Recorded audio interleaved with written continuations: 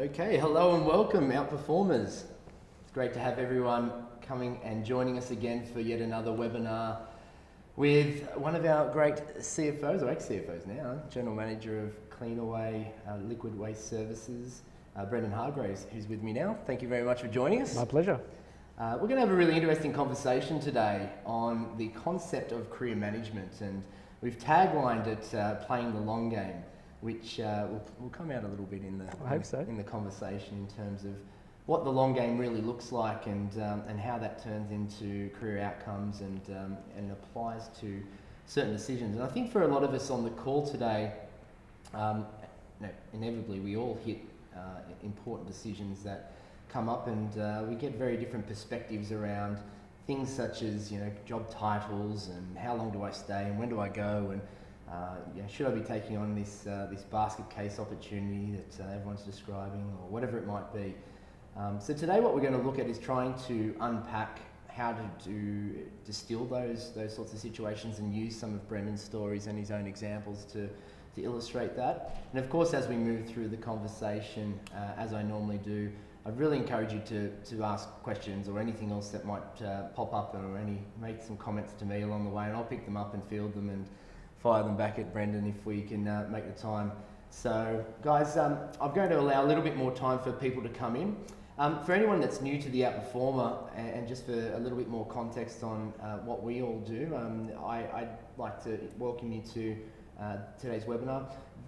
The business that we operate fundamentally has three components to it, and this is a major aspect of what we do. We run these free webinars for the community to be able to tap into what is really important in terms of the way you manage your career, the performance issues that we come up against in terms of setting ourselves up for the future of finance or accounting, and ultimately tap into the thoughts and ideas of leaders in our field.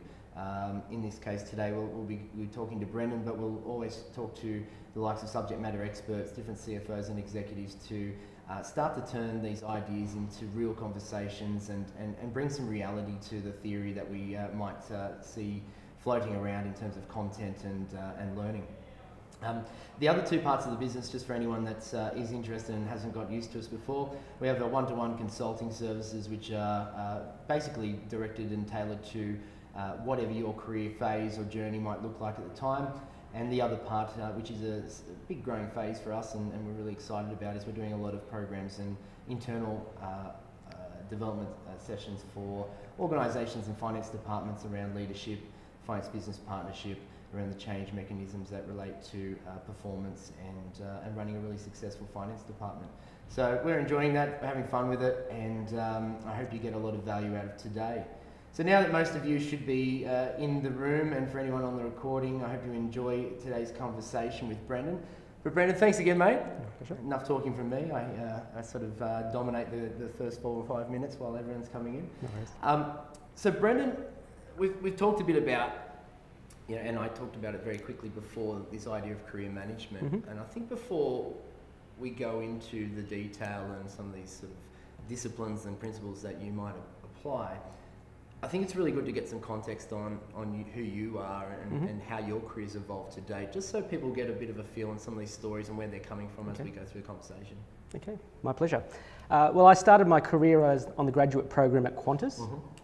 I was one of the first in Australia to get a chartered accounting qualification without actually ever having worked in a chartered accounting firm. Part of that phase. Yeah, so we piloted that at Qantas. And I guess the advantage of being at Qantas, I was there 12 and a half years in a variety of roles, from the graduate program all the way up to the CFO of one of their business units. And then finally leaving the business, and my last role was a non-finance role, an operational role, looking after procurement and pricing and customer service and IT for the catering division. And just to give you some sense of that, it was about $500 million turnover, about 2,500 people across 5 locations. And by the time I left, we'd actually almost doubled that and actually had about 8 locations across Australia. Yeah, wow. By the time we left. I then moved on to a private company, so took on the group financial controller role there. The Salteri family, a Sydney, wealthy Sydney family that used to be part of the Transfield connection there. The families broke apart and they went their separate ways, and I worked a couple of years there, and that was a rather interesting phase of my career. And I've got some definite advice about private companies. Big change for Qantas. It was a big change, yep. And then I had the opportunity to relocate to the Gold Coast and probably be a bit cool for my kids, and became the Deputy CFO of Village Roadshow Theme Parks, based on the Gold Coast, and responsible for the theme parks on the Gold Coast and the expansion into the US, into Sydney here at Wet n Wild, and also into Asia. We were opening theme parks there as well. You would have been the coolest dad in town. I was for the first couple of years, and then like anything, it's the same old, so the theme park wasn't cool anymore. Yeah, fair call. And they got older as well. So, and then for family reasons, the opportunity to relocate to Melbourne came up, and so I took the leap into retail for the first time, and I was the CFO of the Coles Express business, the petrol and convenience business that trades under the name Shell Coles Express. Around 700 locations across Australia, and we're in billions of dollars now of revenue with that one. Yes. Huge, absolutely. And then just recently, about 7 months ago, I took the opportunity to take the final step out of finance, and I'm not ruling out going back into finance, but my first opportunity to lead a business unit end to end. So I joined CleanAway Waste Management, and looking after their liquids and hazardous waste services business. And when I first told people I was going there, I guess their response was, "You're going to look after poo and shit?" And the answer is no, it's a lot more than that. So a lot more interesting, isn't it? It is. It's a very small part of the business. Thank God. For anyone on the call, not only poo and shit. Very interesting. So, I mean, what I do find, and I think this will filter into our conversation, you've moved industries, you've really started to there's probably some consistencies in some of the challenges there. You've seen a few different places, which I think is important to understand. But more importantly, and just to give a little bit more context to the listeners, the current role, can you sort of map out what that looks like and the challenges you have there? So it's effectively a divisional CEO. I have responsibility for one of the 8 business units that make up the CleanAway business. We operate across Australia, so 25 locations across Australia, close to 600 team members, and about 700 pieces of equipment, trucks, trailers, yellow gear, utes, all that sort of stuff that's under our responsibility. We turn over about $250 million and make up about 10% of the EBITDA of the CleanAway group.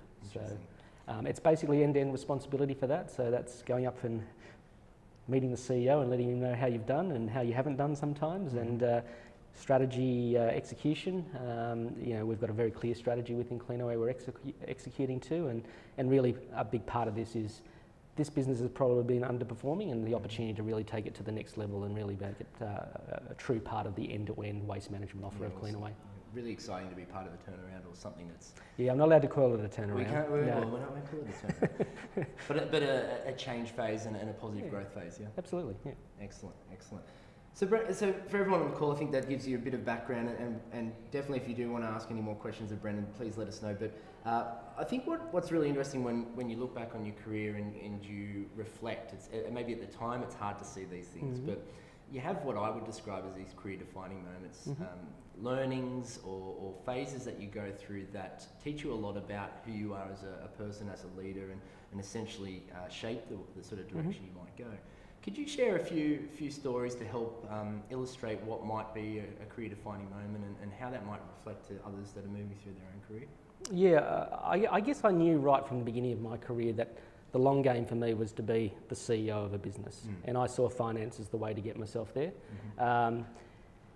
And so everything that I've done throughout my career has had that lens on it, and I have learned a whole bunch of stuff as I've gone through it.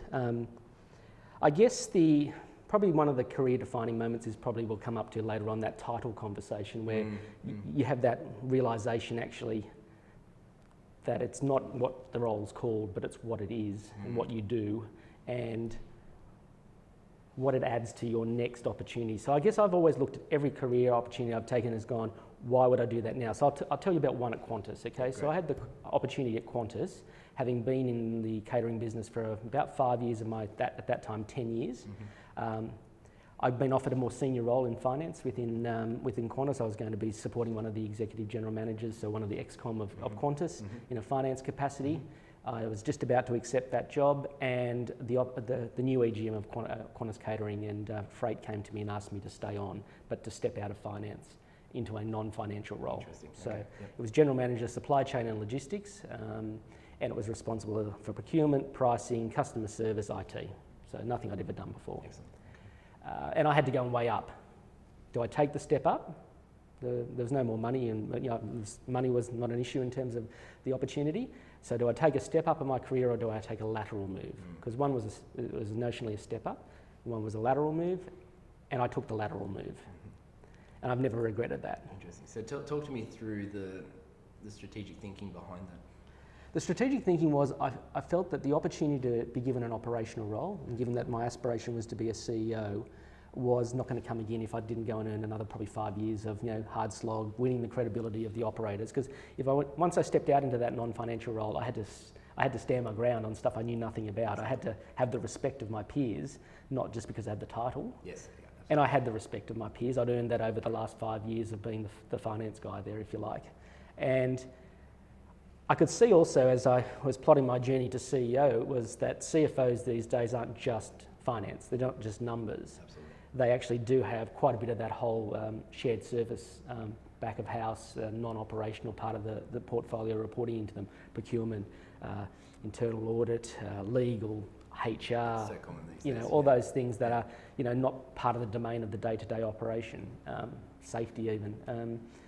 And so I thought, even if I do this for a couple of years and it doesn't work out for me, I'm definitely going to be able to get another job in finance. I'm a capable finance individual. I'll actually have a rounder CV as a result of having done that, and I back myself to get another job there. And if I do really, really well, you know what? I'm going to have a bunch of stories and experiences that I'll be able to talk about and learn from and use. And I've got to say, that 2-year part of my career opened up a whole bunch of other doors in my career later on, including, I remember the day sitting at the boardroom table up on the Gold Coast at Village Roadshow theme parks, and we didn't have anyone running procurement for the theme parks, and we're having a discussion about it, and the CEO turned to me at one stage and just said, "You've done that before, haven't you, mate?"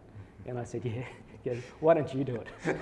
And so I went from the finance guy to adding procurement to my portfolio. And so another part of the turning point of my career is, I would say to people, is don't ever turn opportunities down. And that one, I could have gone, well, I'm really busy on finance at the moment. I really don't want to look after procurement. I've done that one before. But he offered me food and beverage procurement at the time, which was an important part of that. By the time I left there, I actually had the end-to-end procurement function for the entire theme parks group. But if I had have gone, you know what, I'm a little bit too busy today, I don't really think that's right for me now, I would miss that whole opportunity to do that, add that to my CV for later on as well. If you reflect back, and let's maybe look at that Qantas transition. Yep. I think for a lot of people on the call, it's like, that's interesting that you've done that, and maybe they do want to make those sorts of moves into ops. But what do you think you were doing at the time that gave or provided that confidence? Obviously, they had 5 years of credibility in the function, but what else was it that said you were the guy to take on something a little bit different, particularly given it was something you've never done before? Yeah. So one of the things I've always tried to do in my finance career is make sure that I'm not just the bean counter. Okay. In fact, if you call me a bean counter or an accountant, I took great offence to that, because my value add in the finance function was always what we could do with the numbers, not the fact that you could add up a set of numbers. Okay. And so what I'd been able to do throughout my career, and what helped me get that credibility, was that always having an idea, always having an opinion, always having a view about how we could do things differently, shaped by the numbers, informed by them. And also having that sort of ability, which is one of the things we do as finance people, is have that ability to weigh up risk as well. And I think, I say to people, we're in the business of making decisions. There's always going to be risk in every decision. Our job is to lower the risk, by lowering the consequence or the likelihood of it happening. And so that's some of that perspective you can bring into a conversation where you go, you know what, do I take this punt on spending $100,000? And I'll tell you about a time at Coles Express. So at Coles Express, we decided, I worked for a guy at Coles Express who used to be the marketing director of Coles, so he was the guy that came up with the big down hand. Here we go. He came over and he was running Coles Express, and he said, I want to paint all of the Coles Expresses red. Okay. Because basically, if you drive along and have a look at a Coles Express, you can't actually tell Coles is on the forecourt. It looks like a Shell service station with a little petrol, with a little convenience store on the side. And he said, I want them all red. And so the easiest option for me as the finance guy would have been to say, there's no payback on that. So no. Okay. There's no direct pay. We can't obviously measure that, can we? No, well, we are able to, just for the record, we did. But we took a punt. I took a punt. I backed his first 5 of them. We actually tracked the performance of those stores, and we did see an uplift in sales. Interesting. Okay. Yeah. We did another 5, and slowly we creeped them up. And I remember at a budget presentation with the CEO, John Durkin there, and he pulled me aside and he said to me, mate, I don't ever remember approving the capex for all these red stores that are out there now. And I said, no, you didn't, John. It never happened. But don't worry, there's a payback. And I can show you. And we can show you. And now they've just made a decision since I've left to actually change the outside of every single store across Australia. And that was because we took a punt. We took a punt on risk. The risk of, small amount of money in the scheme of, billions of dollars of Coles, actually doing a bit of work with the numbers to actually validate what we did. And, we backed our judgment. So it was the shallow end of the pool type risk? Yes, fair to say. Absolutely. Is that something consistent with some of the decisions you've made, both career-wise and business-wise? Oh, you always balance risk. I wouldn't say it's all been shallow end stuff. No, absolutely. But you've got to back yourself, and you've got to back yourself with a plan, I think. And as I said, even when I took that first operational role, my backup plan was I can always go back into finance again. Yeah. Okay, I had to back myself that I had the capability and the network and the experience to do that. And you know what? The other thing it added to my resume at that point in time was the fact that others had backed me, and that I demonstrated a commercial capability. So when, instead of going into an interview and going, I'm a really commercial finance person, I could go, here's a whole bunch of examples, including an opportunity to step out of finance into a non-financial, where I got to actually exercise commercial capability. And you can imagine the power of those examples as you're going into an interview of what we did and stuff like that. And I had a lady work for me at Qantas Catering in procurement. We recruited her. She used to work at McDonald's. And I learnt so much from her. So she worked for me, and I learned a bunch from her. And you have to remember, McDonald's buys only about 25 items, back in those days anyway, not so much probably these days, but she was responsible for buying French fries. Interesting. And they haven't changed the French fries in I don't know how many years in terms of, probably since they started at McDonald's. But the discipline, the rigour, the approach that she brought to that, she taught me and I learned from in terms of, we used to talk about in the catering industry of I can build you a chicken curry for whatever price you'd like. It's just how much chicken you want in it, mate. Exactly. Yeah. And she perfected that art of making sure that we got that perfect product at the other end, and I learned a bunch from it. And it's interesting how much you can apply that learning from a non-finance person into your own finance function. Correct. As well, right? There's a lot of people on the call today that, and I think what you've just provided is a really interesting piece. If you do have this view of being, wanting to be considered a commercial operator, to actually spend some time on the other side of the table is a really valuable experience. And you talked about how you've told those stories, and I've actually done that. Yeah. If you get the opportunity and you're worried about that challenge and you want to be relevant in the future, I think Brendan's advice there around the ability to always come back through the other door, but at least test and challenge yourself and provide some longer term credibility is really useful. The other thing I found out of doing that, Brad, as well, was I became a customer of finance for the first time. And that's a rather interesting experience as well, because one of the things so I coined a phrase at the time that I was out of finance for the first time, and that was it's easy to throw stones than to catch them and return them. And finance, we're very good at throwing stones. It's why didn't you hit your number last month? You only missed by 10%. Surely you could have done better. Why didn't you pick it earlier? And you go, they're all easy questions if you don't have to answer them. Exactly. What I would have liked the finance person to do is come and actually help me understand why I missed by 10% and what we would do differently next time, or how we could have called it 15 days earlier when I had a chance to influence it, as opposed to at month end after it's all done and dusted. So it was a rather interesting experience. Really interesting way of putting it. If you can get into the other person's shoes, it's a very good way to show some empathy and build a relationship. Let's move forward a little bit more into that concept you talked about before around job title and these job title conversations that we often have. And I know both through my history in the recruitment space, but all the career conversations we have now with our clients, that it can be a point that starts to slow you down, and we do live in a world where status and sometimes these external kind of images can sway us. But tell me how you approach the job title conversation with people. Well, how about I tell you about my journey on that one, because I've probably what they call matured or evolved. So I do remember going through that exact issue in my career, and it's actually when I moved from Qantas to 10X, the private company I referred to. The job I was offered was Group Financial Controller, and I didn't like that title very much. It was no offence to any Group Financial Controllers over there. Not reflective of what you thought. Well, I thought I was the Deputy CFO. That's what I wanted to be. And my wife will attest to you that I came home and we literally had tears that night about my absolute desperation for that title and my disappointment that I wasn't going to get it. And what I didn't understand at the time was the why. And I subsequently had a chat with the guy who recruited me, who was one of my mentors, and he'd actually brought me over. And he actually did that to protect me. I didn't realise at the time, but his view was he had to bring me in with the appropriate title to set me up for success in that organisation.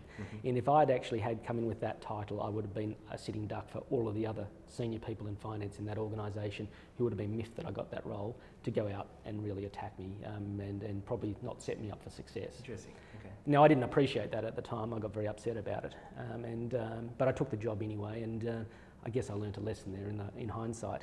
So as I've now gone on my journey, my response if someone asked me about title, it would be this, which is you can put on your LinkedIn profile whatever you like. Okay, it's really up to you. I'd suggest you don't make it too out there, but honestly, that's your choice, and it doesn't pay the bills. It doesn't. No. So what I say to people is, when you're considering a job, is the title's one of them, and it's clearly got to give you a relationship in where you are sitting in the business and what you're going to do, so you get some idea of scope, etc. But actually, what you've got to understand about the roles you take is, what are you going to do in there? What difference can you make in that organisation? What's that going to set you up for the future? And what boxes on your resume is that going to tick? What's going to fill in or colour in terms of the missing pieces of that puzzle when you get to that ultimate job that you want to do at some point in your career and you go, I've now got all the pieces of the puzzle together. Absolutely. And it's interesting, I think earlier we have a very broad audience, so I want to address this, but I think earlier in our careers, sometimes we can get a little bit concerned about these things, but later on in life, and particularly when you're dealing with some of the search firms, when you're having these conversations with executives, they don't really care about your title. And I'm sure you're probably similar when you look at a CV. You want to see, or if you're hearing a story about someone else, you want to see what they've achieved and what they've been able to deliver, the changes that they've created, the impact they've made on their organisation. And that comes through stories, and sometimes that's harder to articulate at times in the written form. But of course, that's something you do need to master as you build your career as well. In fact, when I'm reviewing a resume, the first thing I look for is the achievement section of a resume. The part that says, I'm responsible for 7 people, and I look after the profit and loss for a $500 million business, and I do the balance sheet reconciliations, whatever. That's interesting. But if you've got the title of finance manager, I expect you doing that sort of stuff. Exactly. The part down the bottom which says, and last year we saved 10% of our costs through the initiatives I drove, and here's what we did, or we grew revenue, or we were able to transform the business and open another 10 stores or whatever. That's what I'm looking for, because that means you made a difference. Okay. All the other stuff's a given. 100%. So if you're looking at a new job, and it's probably apt considering you've not long been in this new chair. How do you start to summarise or assess the career events or these sorts of stories you might be able to create? And thinking, yes, I want to tick some boxes, but they might be functional. But I also want to be able to make a difference and think about what is my value prop 2 or 3 years down the track. How do you do that? Well, I think you've got to build a narrative for your career. And so I think of the narrative that I try to tell every time that I go in for a job interview. And it's built up over time. And part of my narrative is that I normally come into an organisation, start with finance and leave with more. Okay, and that starts to build that credibility around, I'm a commercial finance operator. Okay, because I've been entrusted with more than just the finance function. So I start with that. That's one of the things that is part of my narrative. And it's actually quite powerful. And you said at the start of this, you've worked in a bunch of different industries. The number of times I got asked in my interviewing career about, well, you've never had an experience in waste services, theme parks, catering or whatever it is. And I responded, but I've learnt defence, I've learnt theme parks, I've learnt hotels, I've learnt airlines. I think I can probably get my head around it. So I think I've demonstrated capability there. So that's also part of my narrative, that my adaptability and the fact that, particularly from a finance point of view, a lot of the skills are the same. Yes, your interpretation, how you measure the success of a hotel versus how you measure the success of a waste business, the KPIs are different. But the fundamentals are exactly the same. There's people involved, there's costs, there's revenue, there's a key driver of success. You work that out, and the next part of my narrative is people say, well, how do you get your head around that? And I go, Pretty simple. I get out on the shop floor and ask people. I use that first 3 to 6 months in a new role that I do very, very powerfully, which is you get to ask a lot of dumb questions. And you should use that opportunity. It's the best time to be the new guy or girl. Correct, absolutely. And eventually at 9 months, you ask the dumb question, you're dumb. Yes. More often than not. Yes. But I really use that. And most of the solutions in any of the business that I've walked into, including the one I'm now leading, actually everyone's already got the solutions. You just got to coalesce it.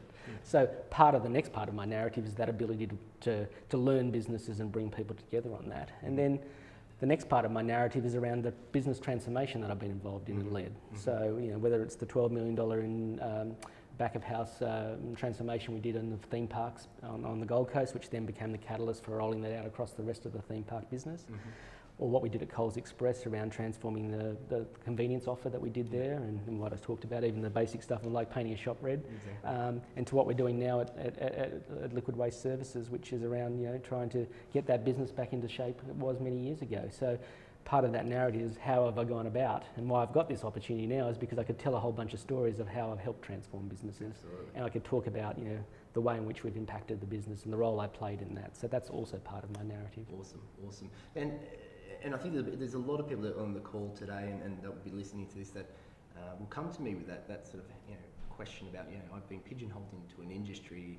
If you think about it, and I'm sure you've hired people outside of the industry. You've done it yourself. You probably believe in it. Yeah, absolutely. What do you listen out for when you hear when you're talking to someone? And obviously you've got your story down pat. But when you're listening to someone who's trying to explain their capability to adapt to a new environment and those sorts of things, what do you listen out for? Is it similar to the things that you've done yourself? Well, past behaviour is the best predictor of future behaviour. So behavioural-based interviewing, which is a normal part of what happens in this day and age, you just got to practice that, and you've got to be able to tell the story with the examples of what you've done in the past. And so, in the number of times, and I'll go back to my finance career where I've interviewed finance people, and they come in and they start to tell me around, I'm responsible for doing the balance sheet reconciliations, and I manage the P&L and month end. I go, interesting, but so what? So what? So what? So now you got to go.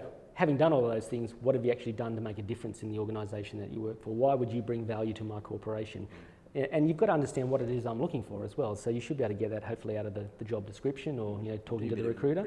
Do your research, see what the business is trying to do, and then go shape your story around that. So if this is a business going through change like this one, so a lot of my answers in the questioning will be around how I've helped change happen. Absolutely. Okay. Yep. And so I'd expect to hear the same thing from those interviewing for me. And the nature of the change that you're anticipating you're likely to go through. And I'd also say, you know what, you're going to make some mistakes through that, and don't be frightened to share some of those, because you know what, we've all made mistakes and we've learned a lot from those things. I've not found anyone who's had the perfect career yet, and the ones who've had the perfect career I tend to steer away from, because I probably don't think they're telling the truth. Well, that leads very well into the next question, which is, and this is something we talked about offline before this session, which was this term that you've used with careers, which is, don't believe your own bullshit. Right? When you say that, what do you really mean, and how does that play out for people? Well, I think you've got to bring your authentic self to anything you do. And it comes back to that chase for the title or chase for the corner office with the, I'm not into that. At the end of the day, my value proposition is what I can deliver, okay?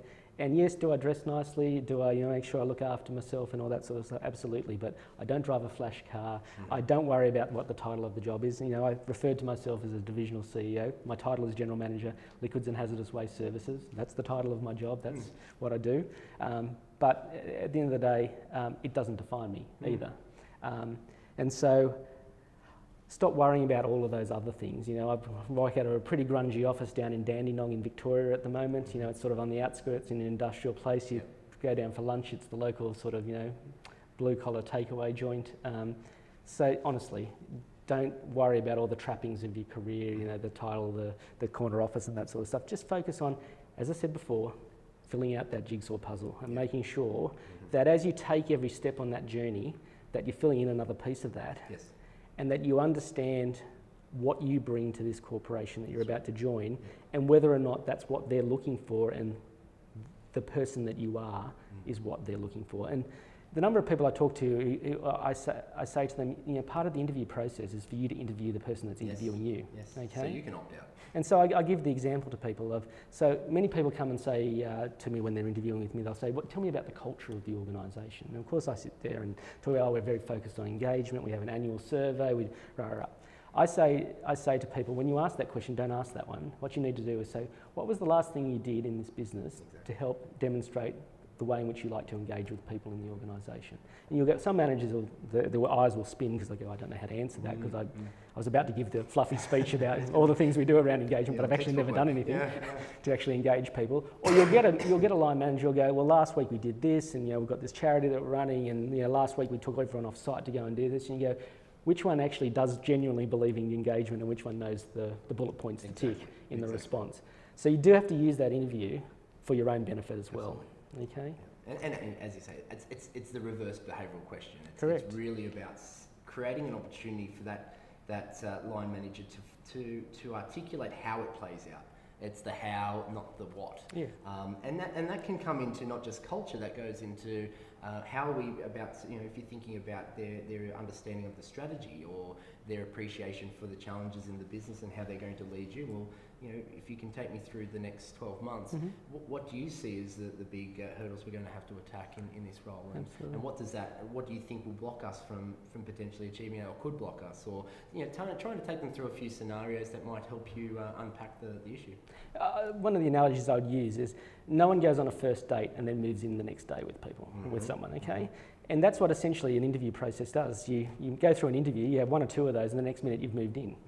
And so... It's not logical, is it? No, it's not. And you've got the rose-coloured glasses on. You haven't seen them with their clothes off at this point in time. You don't see them in the morning when they get up, and all their foibles and behaviours that you get to learn over time. So you've got to try and accelerate in those 1, 2, 3 interview steps, an understanding of what it's going to be like to live with this person for the next 3 years, 5 years. And so you have to use that.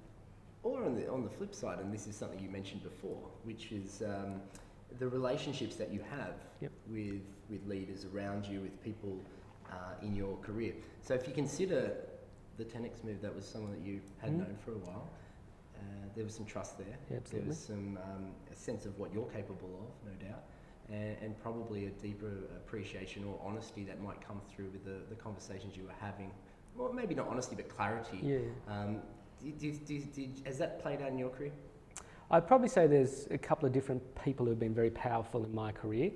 The first person is the one you just referred to, actually gave me my first job off the graduate program at Qantas, then moved me over to Qantas Catering with him, and then offered me the opportunity to move over to 10X with him. And he's still a friend and mentor, and someone I'd, up until just recently, would probably still put down as a referee for me. And so he believed in me, backed me, and gave me those step-up opportunities. I was very young when he gave me many of those roles, and probably wasn't ready for some of those opportunities, but he backed me. And I did make some false steps, particularly leading people for the first time, and some of the challenges that brings, because it's easier than it seems. It seems easier than it is. Sorry. And so that's probably the first person that was quite powerful. I mean, then the others are those in your network. And I ended up at Coles Express through a phone call, okay? And I've never had retail experience before. Got one of the most senior finance jobs in Coles, one of the biggest retailers, if not the biggest retailer in Australia, with no retail experience. And that came out of a conversation with probably a colleague of yours, Brad, who was in the recruiting game. And when I moved to Queensland, I kept in contact with all of my recruiting friends down here, even though I was in Queensland. And he decided he was going to step out into his own firm, and he was just ringing up to let me know, and he got into chatting and said, is there anything I can do for you? And I said, I'm thinking of moving to Melbourne for family reasons, and I'd love to have the opportunity to move down there. And he said, have you ever thought about who you'd like to work for? And I thought, I hadn't really thought about that. That wasn't my sort of top of mind when I was thinking about my next career option. Who would I work for? It was what was I going to do, etc. And I said, I've always wanted to work for Wesfarmers. I've always admired Wesfarmers from an outsider's point of view. And I like their integrity, I like their finance discipline, their sort of the stability of their leadership, their conglomerate nature. There's something about Wesfarmers that just rings true to me. And he said, well, funny you should say that. I happen to know the finance director of Wesfarmers. Would you mind if I put your CV forward? And so a few emails around the Wesfarmers group, and the next minute a lady's calling me at Coles and inviting me in for an interview, and as they say, the rest is history. And the rest is history. And that recruiter did it out of goodwill, or was there a bit of we just kept in. piece? Look, I think he did it out of goodwill because we kept in contact, and obviously there was a transactional element to that, but and it turned into a commercial opportunity for him. But I mean, there was no reason to call me in Queensland at that particular point in time because he was based in Sydney, starting out on his own doing recruitment in Sydney. But I've made a real thing about making sure I keep in contact with my network. So when I moved to Melbourne, one of the things I did when I moved down there, because I knew no recruiters there, and I knew at some point in time I'd probably want to have a different career down there, and most of the jobs, particularly at senior levels, don't get advertised. And Melbourne is a very network-driven part of the country, which I learned when I moved down there. And so a lot of jobs are tap on the shoulder type things. So one of the first Christmas I was down there, I just went to the phone book or Google and pulled out a whole bunch of the top tier recruiting firms, the headhunter firms, and I sent them Christmas cards with my business card in it, and just said, we haven't met before, I'd love the opportunity to catch up and say hi, I've just relocated from Melbourne. And that inevitably led to phone calls and coffee, catch up. And yes, there was a commercial opportunity for them in that potentially, although Coles didn't tend to use external recruiters a great deal. But slowly they got to know me, and then some of those opportunities, like the one at CleanAway, rolled out of the back of that. So that was me thinking ahead of the game as well, because going, well, how else do I get known in Melbourne? Absolutely, playing the long game, and I think interesting for people listening to this, there's quite a number of us that potentially see the recruiter as the enemy or the challenge, right? And you can be pains. To be fair, I was one once, and I can understand that. But I also, at the same time, see the potential for you to create a lot of advocacy through that channel, and to have another few sets of eyes and ears on the ground about both what's happening in the market, but also when those taps on the shoulders are needing to happen, or when you need to have those vulnerable conversations about things changing in your life. They're really good starting point. Particularly if you trust them. Yeah, and they also can be quite useful references for the culture of an organisation, or the sorts of. So when you're getting told as you go through that interviewing process, we're great at promoting people, and and you want some touch points to go back to and go, are they telling me the truth? And you'll try and test that in the interview. But if you can ring up a couple of recruiters and go, I've recruited for those guys. No, it's churn and burn. It's churn and burn. You go, okay, maybe I shouldn't. So they're just another point of reference as well for your due diligence. Absolutely. Yeah. We talked about this a little bit before, but phases of companies and what they're going through, and we talked about now this sort of reshaping and growth phase that you're driving. How important is that in terms of looking at the opportunities it might create for you in your career? And when you look at some of the examples you've been through, what has it done for your career? Well, let's take the Coles example and to CleanAway. So I guess I took the leap, and I had to go through that. I had a very senior job in Coles. In fact, it was on the cusp of probably even greater things there, and this opportunity to step outside, probably laterally again, perhaps even a little, definitely sideways in my career, and take a punt on being able to turn this business around. Not that I'm allowed to use that expression, go from good to great. And I had to weigh up again and go, is this the right time to do that? And I guess I went through that same process I went through that many years ago when I first took the step out into operations, and went, you know what, if I do this for 2 years and I give it a red hot go and it all doesn't work out and I'm not able to take it from good to great, what will I have learnt out of this? What will I be able to put onto my CVs that actually then helps me with the next job? And all those challenges you go through, from team members making complaints about their line manager, to trying to buy a business, to customer is unhappy. All of those different experiences I'm going to get are going to be powerful additives to my narrative as I go forward. So to me, again, I had to back myself and go, if it doesn't work out, and I'm backing myself that it will work out, if it doesn't work out, I'll have 2 wonderful years of experience, and I'll learn a hell of a lot about what it's like to be a CEO. And people talk about it's lonely at the top as a CEO, and I started to experience some of that loneliness, and it's real now. It's real, yeah. And now you have to learn strategies for how you deal with that sort of stuff. So I'm still taking the view that I probably will end up back in finance at some point in time on my journey to ultimate CEOship of the organisation. But it's what's this going to add to filling out that jigsaw puzzle I spoke of before, and the risk I go if I'd stayed in the role I had at Coles, and bigger responsibility, more dollars and people you look after, was the question I'd get when I found that dream job I wanted to go for, leading a business. The first question they'd ask me would be, but you've never had any experience running Yeah, a never business before. before, so why would I give you a crack? Now, here was a bunch of people who are actually willing to give me a crack at that, you know, and had listened to my story, listened to my narrative, understood. And believe you're ready for it. Yeah, and believed I was ready for it and was willing to back me. So I went, I'm going to take it, absolutely, and I'm going to back myself to do a good job at it, and if not, you know what? There'll be a whole bunch more to add to that CV of mine. Yeah, awesome. I think for anyone that listened to, we did an interview strategy session a couple of times last year. We talk a lot about this creation of a narrative and being able to create buckets in your career of these events or stories. And if you haven't started to work on that, it's really important to start to map that out at some stage and tie that to, start to build a relationship to where you think you want to go. Of course, things might change. And as you hear from some of Brendan's language today, nothing's absolute, nothing's definite. But of course, you create opportunity, you start to minimise your risk, you start to increase the chances of opportunities coming towards you, and naturally they're likely to be the ones through the conversations you have, the way you describe yourself, the way you're branding yourself, will naturally start to attract the right things. Talking about your role with other finance professionals, and you've obviously mentored, you've hired, and I'm sure you've seen the odd person trying to go through that race to the top. Yes. Potentially a little bit impatient, potentially want things now. Where have you seen these people come unstuck, and maybe what's the problem with that sort of approach, and how would you provide some advice to people who are feeling a little bit itchy or concerned about their pace of growth? I'd probably say, Brad, that most people, when they come to consider others for opportunities, are actually trying to do the right thing by those individuals. So the fact you're not getting promoted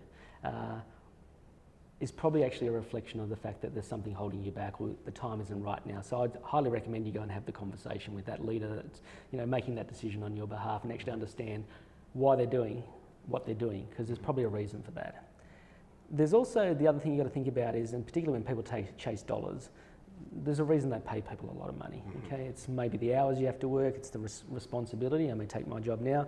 There's every chance at 2 a.m. in the morning I may get a phone call saying something's broken down, or God forbid, a truck's gone off the road and there's been an incident, etc. And the business I lead actually was involved in an incident a couple of years ago involving a couple of deaths in South Australia, which is not the sort of thing you want to wake up to in the morning. It carries a lot of responsibility. So it carries responsibility. So my advice is probably goes back to that original point about making sure you understand what parts of that jigsaw puzzle that you're trying to fill in.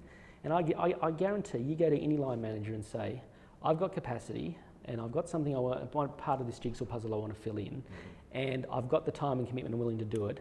There's no line manager that I'm aware of that will ever say no, because it's not like we're all over resourced these days. Any help is good help. Okay, and so, that goes back to my earlier part of what I was saying before. Take all of those little opportunities. Don't wait for them to come to you. Don't go and chase the things that aren't there, the title, the more money and that sort of stuff. Keep chasing the things that are going to fill out your career and give you that additional experience and demonstrate your capability that gives you that part of that narrative that we spoke of before, as opposed to just being on the climb to the top. Because what you won't learn out of that, and what you will learn as you get to particularly senior parts of the organisation, is the things that made you successful at the bottom part of the organisation are not the same things that will make you successful at the top part of the organisation.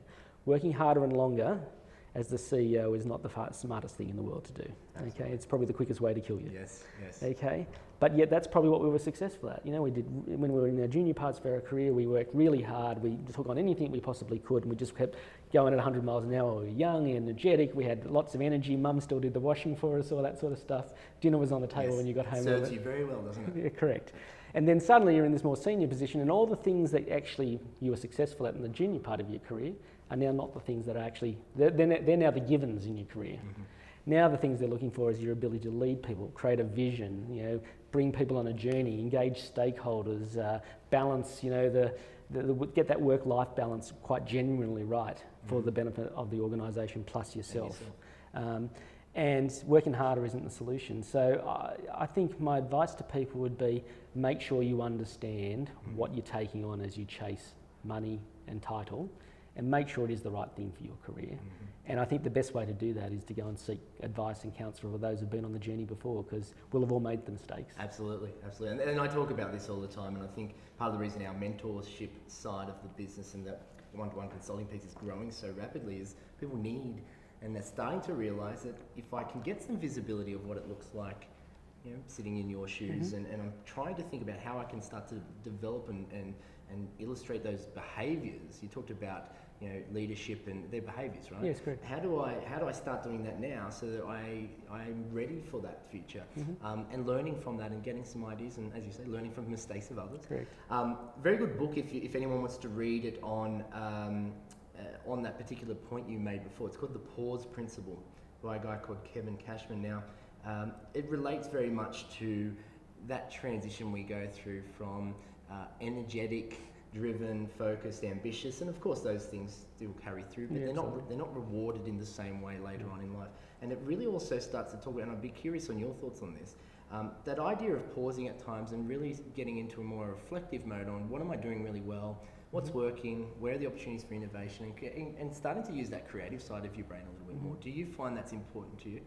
Yes, and I used to say to people when I was working at Coles, I do most of my thinking in the ocean, and so I'd normally go on a holiday once a year up to Queensland and spend 2 weeks in Queensland and having a surf and thinking. Yeah, I'm not a surfer, but I like to be in the ocean, and it's just your head clears and suddenly you get clarity. And some of my most important decisions I've made around organisational structure or what we're going after next, or the sort of the way we're going to pitch an idea or whatever, have come just floating in the ocean when all that other stuff's just gone away. And so everyone used to get worried whenever I went on a summer holiday up to Queensland. Another change coming, you've got wet again. Correct, yeah. So, and I've got back into running, I let that go probably for the first 6 months of my career at CleanAway in my sort of zest to make sure that I worked hard, learned the business, got around. I've been to just about every location across the country where we have team members. So, that's from one end of Australia to the other, and sometimes at personal expense in terms of that work-life balance. And, I really threw my heart and soul into that. But I've had to, and my sort of New Year's resolution, and I'm stuck to it religiously so far, is that I've got to make time for myself. The only person who's stopping me getting that clarity, that time to clear your head is me. I can block it out in my diary. I've got the flexibility to schedule meetings when I want to, and that's probably one of the joys of being one of the more senior people in an organisation, is you tend to set the rhythm and the pace, as opposed to others. Doesn't mean you still don't have a boss who disrupts that. But it's interesting though. I get a lot of potentially confused perspectives in terms of seniority, and one of those confusions I believe is that people believe you're going to work a lot harder the more senior you go, and I think it's really interesting and important for people to understand that you do start to create the boundaries around you if you're doing well, and that ultimately if there was a linear relationship between your seniority and hours worked, it would be very difficult to survive. Right? Yeah, correct. In fact, I've got a coach that I use personally. And to just make sure that I have that opportunity to just bounce ideas off and make sure she challenges me to think differently, because sometimes you do get into a rut, and I got into a bit of a rut just in the lead up to Christmas, and I caught up with her just before then, and she sort of looked me in the eye and she said, "Brendan, it's happened again, mate." And I said, "What do you mean?" She goes, "You've run yourself down again, and you're not at your best. When you've exhausted yourself, you need to go and freshen up. You need to go and stop trying to run at 100 miles an hour because you are not your best." Absolutely. So if you've got a mentor, a coach, or someone to tap you on the shoulder, right, and remind you of these things, and shine the mirror up, and so, I'm sure you probably could acknowledge it yourself at the time, but it helps for someone to point it out. A coach just helps you realise it yourself. So ask enough questions. Correct, and you go, "Yeah, okay, I know where you're going with these questions." Absolutely. Now we've got about 10 more minutes, so if there's anyone that's got questions that's on the live call, please fire them through to me. I've just got a couple more for myself, and if you don't ask, that's fine. You missed the opportunity, and I'll take advantage of Brendan's time. That's fine. I'm not happy. So we've got a couple more, but please, if you do have anything that's topical, relevant to your own personal situation, or just something Brendan said that you were curious on, please ask away. I just want to sort of summarise just a few things that try and take away some quick snapshots on principles that you go to when you come to your career, and if you're just stepping back and going, "Oh, what am I doing this year? Or what's important?" Around things like your performance, the way you manage your network, or those career management conversations you have with yourself. what are some go-to principles that if you were leaving the audience with a couple of really big ones that work for you, what are they? I guess the things I think about, and probably the one we haven't touched on, which we probably should talk about, is probably when you are feeling you're not performing at your best in a particular organisation. I think our first thing that we tend to jump to is perhaps thinking about leaving the organisation. And one of the things I think I've come to learn over the time is there's always a common denominator in every organisation you work in, and that's you. Yes, exactly. And I've had to learn the hard way that some of the frustrations I've found about the organisations I've worked in or the roles that I've had have not been about the roles, but about the way I've executed them or the way I've felt that they should operate. And so I think that's one of the things you've got to think about before you make that jump into your next career opportunity is understanding enough about yourself to go, why am I not happy? What role am I playing in that at the organisation, and what role? And maybe it's not the right organisation for me. Maybe that is. Yeah. Now you better ask yourself, when I go do that interview for the next job, what am I asking at that next organisation? So having absolute clarity, I think, on the things that you like doing, and the things that you don't like doing, and being absolutely crystal clear, not being frightened to share that. And the relationship between the way you behave and those things. Yes. And when I get tired, run down and don't enjoy myself, I become irritable and probably not my natural self. Yeah. So I don't want to be in that situation, so I want to keep myself away from that. And as a result, I would imagine that you're the sort of person that also is conscious of adapting to the people you work around, right? So as you say, you're the common denominator. You can control your behaviour and the way that you think and the way you look at this. And obviously there's an analysis of both the environment and yourself. But is that also an important part of career management for you? Yeah, I talk about the 5 very different leaders that I worked for at Coles, and I actually worked for a number of different leaders when I was there, but there was 5 different styles that I either had to engage with or work for, and actually became quite frustrated with a number of them. And actually, as I peel back the onion on this, actually what I worked out is I wasn't actually working out how to get the best out of them, and that was frustrating me, which was actually making me more unhappy. And when I learned actually how to adapt to what their needs were, change the way the conversation happened, and actually orient my engagement with them in a way that was going to be receptive to them, my happiness went through the roof, because guess what? I had impact and success with them in getting what I wanted. Exactly. They were happy. And they were getting what they wanted. Because they actually were getting good outcomes. But that took me to go, you know what, doing it the same way, my way, ain't going to work. Not working. So I had to change. Yeah. We work a lot on that, on these programs we work with in clients, and that is, if we don't understand our audience and don't start to think about the way they need to receive information, it becomes very, very hard for you to build your credibility and make things that drive outcomes. It's like selling anything in life. You're not only going to buy what you want. So you realise that the audience has the same perspective. There's an interesting question that's come through, and we've got a few more minutes. Dan asks, and you talked about this earlier, Brendan, do you have any key tips on those transitioning from finance into operations? And I guess, I'm probably reading between the lines, but there might be about preparing for that, and then what are the go-to areas to set yourself up for success? So my first thing I'd say is you've been promoted into that role not because you're a great finance person, because you're a great business person.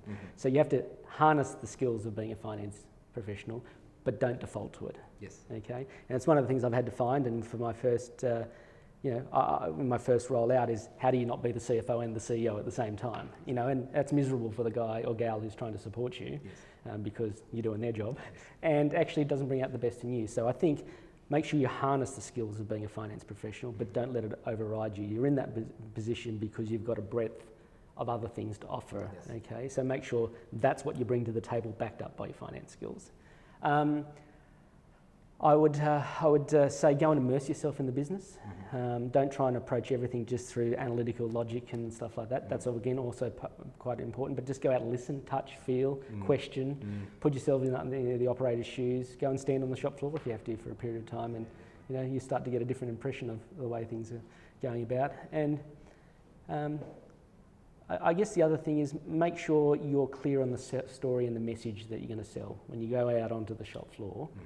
You're not selling a story about being financially successful. That's obviously a given. It's how we're going to become a great organisation. And what's that narrative you're going to take now? I talked about my narrative for my career. Now as you go out into the shop floor and you've got to talk to our team members around an operational viewpoint, is what narrative are you going to give them? How are they going to buy into this journey you're about to go on? And you've got to do it and relate it in a way that they get and understand and it makes sense. Yeah. So Well, you talked about that with me earlier, didn't you? I did, yes. These analogies and stories around cars and Yeah. and creating something that felt real for the audience now that you're dealing with. Correct, absolutely. Yeah. So, yeah. Very, very good. I think that's excellent. Hopefully that answers your question, Dan. To wrap up, and of course if there's anything else that comes through, please let me know. We've got 2 more minutes. The final thing I want to ask you, Brendan, and I think this is just something nice to leave the audience with, but what excites you about the future and your own career? Oh, there's a long way to go yet. That I've only just begun. Yeah, what excites me? I mean, look, I just think the difference you can make. I mean, I just had a monthly catch-up with all the branch leaders in our organisation, who are spread around the country, and we had a bad month in our particular business last month, and trying to work out how you get that balance in the story between the good and the bad, and trying to inspire people and make sure that they stay on the journey, learning new things. I mean, this role, as I said before, I'm starting to experience some of that loneliness at the top. Some of the things that made me a great finance professional aren't always going to be the things that make me a great CEO. So I'm still learning so much about myself, and I just think there's so much more I've got to give. So, this is only the start. It's just starting. Yeah. Well, you certainly aren't lonely with us. You've No. been hanging out with our community today, and Thank you. we really appreciate it. I think for anyone who was listening to this live, and I'm sure for anyone who listens to this a little later on, lots of gold in there, and some genuinely easy to digest career management strategy and advice that's come from Brendan today. Not everyone will be in Brendan's shoes, and probably not everyone will want to be. But I think if you can distill some of the ideas that Brendan had around the way to consider your decisions and mapping out some of the future ideas that you're looking to build in that narrative, which came through in quite a few occasions, it will give you a sense of confidence. And if anything, I think you can start to get others around you to help you build that as well. Yep. If you're able to bounce those ideas off someone, a mentor, or potentially your current bosses, if those things are hard to design, and I'm sure for Brendan you've had a lot of work on it over the years, but try and reach out to people and look at ways that you can come together with your own story, something that matters to you, and your own version of whatever success might look like, right? Absolutely. Look, I think on behalf of everyone here today, thanks Brendan, awesome chat. Pleasure.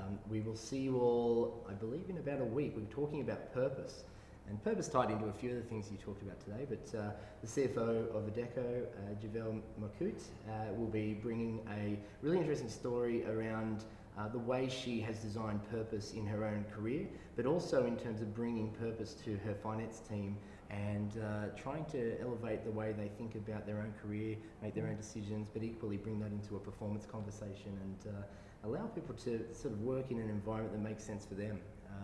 So really, really interesting conversation. Does sound interesting. Thanks guys, we'll let you all go. Have a fantastic day. If anyone wants to get in touch with me about anything we're working on, leave a note in the survey or ping me on LinkedIn, email. It's very, very easy to find me these days. Very happy to work with you. Have a great day. We'll talk to you soon. All the best.